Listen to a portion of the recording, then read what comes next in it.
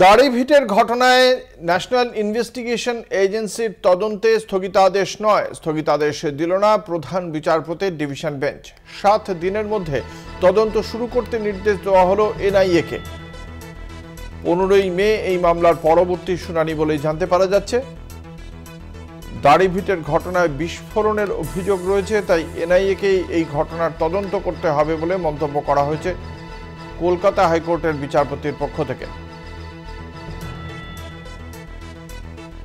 আমাদের সঙ্গে রয়েছেন আমাদের প্রতিনিধি পল্লব চট্টোপাধ্যায়। আজ কলকাতা হাইকোর্টের পক্ষ থেকে এ বিষয়ে সুনির্দিষ্টভাবে ঠিক কি বলেছেন বিচারপতি? আসলে 2010-এর মে মাসেতে বিচারপতি রাজশেখর মালদা দাড়িভিটের ঘটনায় এনআইএ তদন্তের নির্দেশটা দেন।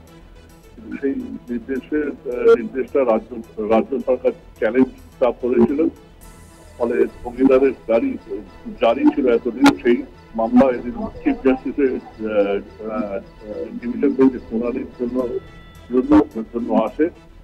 বেঞ্চ সবকিছু খতিয়ে দেখে সাফ জানিয়েছে, যেহেতু এখানে বোমা বিস্ফোরণের মতো বিষয় আছে, সুতরাং এখানে এনআইএ তদন্তের নির্দেশ সঠিক।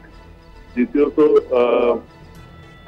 সিআইডি তদন্তের ফলাফল এখনো পর্যন্ত যথেষ্ট সন্তোষজনক নয়। এই দুটো কারণের ভিত্তিতেই স্থগিতাদেশ বাতিল করে এনআইএ তদন্ত 7 দিনের মধ্যে শুরু করার নির্দেশ আছে।